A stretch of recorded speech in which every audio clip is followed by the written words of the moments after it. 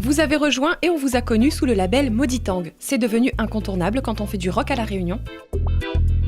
Incontournable, je dirais pas, mais ce serait dommage de passer à côté, effectivement, quoi. Après, c'est vrai qu'il y a des groupes certainement qui ont bien réussi. Je pense à quoi On peut penser à Warfield, Warfield, ouais, Backstroke, ce genre etc. Des choses qui ont très bien fonctionné sans. Mais en fait, c'est vraiment un réseau d'amis surtout, et puis des gens disponibles. Donc des gens disponibles pour le son, pour la musique, la lumière, et tout ce qui fait la magie d'une scène. Donc, beaucoup d'entraide en fait. Voilà, c'est ça. On essaye de se faire payer par un petit cachet éventuellement ou par la bière. Hein. Bah ouais. Mais toujours avec modération, bien sûr. Ouais. Par contre, je n'ai jamais rencontré modération. Mais voilà, donc c'est un petit réseau local sur l'île qui fonctionne bien et qui permet de découvrir beaucoup de choses au niveau du rock et du punk, quoi. Ça nous a même donné envie de faire les enregistrements live pour pouvoir garder une trace un petit peu de ces événements. Donc on connaît depuis ça la création du label Mauditang, hein, qui part des enregistrements live qui ont été faits à la Ravine des Sables, au Cabardoc et notamment ici également, sur la dernière session. Donc, voilà. C'est la première fois qu'on a du métal avec des textes créoles. C'était vraiment important pour vous ? Oui, je pense que c'est important parce que nous les créoles avant tout, donc nous aimons bien la musique le diable comme il dit, mais nous aimons bien aussi le créole, ça que nous vient, notre histoire, tout ça là. Et donc c'est vrai que on a essayé de mélanger un peu les deux et que ça sort comme ça, quoi. C'est vrai que finalement dans le label Mauditang il n'y a pas énormément de groupes qui chantent créole, donc nous on a amené notre créolité un petit peu là-dedans, mais finalement tous ces, on peut dire Zoraï ou Métro, c'est vrai que la plupart des gens, enfin pas la plupart, mais bon, une grande partie sont quand même de nature métropolitaine. Ouais, entre on a guillemets. plus tendance à penser que Ça- le rock c'est que la musique oreilles, mais Voilà. en fait il y a beaucoup de créoles ici qui aiment ça, qui écoutent ça Finalement on n'a et pas qui participent aussi. Ouais, on n'a pas besoin d'aller ailleurs finalement, si c'était vraiment la question. Pour retrouver la créolité dans le rock and roll, je pense que c'était possible avec eux.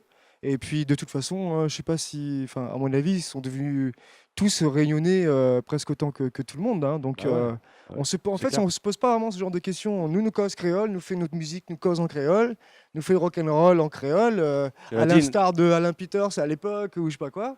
Cela dit, Et il y a voilà. 2-3 morceaux en français aussi, hein, mais bon. Oui, en faut pas- anglais aussi. En anglais Bon. aussi, Naën. Ouais. Parlez-nous de l'album, dont la jaquette est d'ailleurs très trompe-l'œil, non ? Bah justement, donc c'était parti un petit peu dans cette idée-là. On n'a pas voulu tromper les gens, en tout cas. C'était pas du tout le but. Le but, c'était de faire montrer que cette fleur-là, ça fait partie de nous, ça fait partie de notre pays. Je vois pas pourquoi comme le rock, il est vraiment stigmatisé. On s'attend à une pochette noire avec des choses, la musique, le Peut-être diable Le Mans, ou Bébête ou Coco je sais Le pas Mans. quoi, là, ou Coco le Mort, voilà. Et en fait, c'est pas du tout ça. C'est vraiment quelque chose de à nous, quoi. Enfin, on fait du rock et puis on fait des pique-niques créoles, nous mange carré feu de bois derrière les machins. Donc voilà. Ouais. C'était pas du tout un trompe-l'œil. Orchestre local, oui, c'est parce que c'était un petit cri de guerre pendant les concerts pour motiver un peu les groupes. Allez, l'orchestre. Allez, l'orchestre, ouais. Voilà, c'est c'est un peu tout. pour rappeler Mais- ça. Après, cela dit, on aime bien aussi jouer un peu avec les stéréotypes. Effectivement, ça. la pochette fait penser un petit peu à un album Maloya local, mais dès qu'on ouvre la pochette, puis pareil, hein, Voilà. les affaires dedans n'est pas pareil. Donc il faut acheter l'album pour voir quoi qu'on a là-dedans. Hein. Oui, exactement, oui. On a tendance à reconnaître le ternaire du Maloya dans votre musique. On se trompe ? Oui, absolument, absolument. Et d'ailleurs, alors, ça fait pas du tout. Enfin, finalement, depuis qu'on était un peu plus jeune, on écoutait plus du rock. Mais c'est vrai que le Maloya, ça fait partie, encore une fois, de nous. Et c'est ce qu'on essaie de rechercher. Donc, c'est vrai on aimerait bien réapprendre à faire ça, quoi. Et puis essayer de trouver des nouveaux rythmes, mélanger la musique avec le Maloya. Et c'est pas évident parce que le Maloya, c'est pas simple. Le rock and roll non plus, c'est pas simple. Mélanger les deux, c'est encore plus compliqué. Mais en tout cas, c'est un compliment parce qu'on le fait sans le vouloir. Et nous, ça nous touche vraiment parce que on essaye vraiment on va essayer du moins d'aller vers ça, quoi. Déjà chanter en créole, essayer de trouver des rythmes un petit peu bizarres. Donc voilà, c'est plus dur pour les guitaristes. Moi, je suis de la batterie, la percussion, ça va un peu mieux. C'est lui, il fout C'est- Maloya, ouais, mais en même temps, il c'est fout ça. Maloya, ça, il fout reggae. Ouais, n'importe. voilà, mais en même temps, c'est ça qui fait un petit peu le truc. Je suis pas vraiment un batteur métal, et on n'est pas non plus des gros bébêtes, machin. Ouais, c'est donc, ça qui est voilà. bien, c'est que du coup, on a plusieurs horizons, on vient de plusieurs horizons C'est la musicaux. Réunion, hein, on le voit bien. Ouais. Donc le mélange de ça fait effectivement ce que vous écoutez là et que on le fait assez naturellement, même si on galère des fois sur les compositions, les arrangements. Bon, bah ça c'est le travail classique de n'importe quel groupe.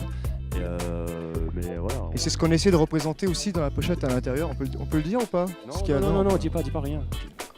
Merci à vous d'avoir été nos invités du jour, Black Babouk. Respadon de Fénoir était ravi de vous recevoir sur sa scène. Place à présent à l'agenda. Quelle sortie retenir cette semaine?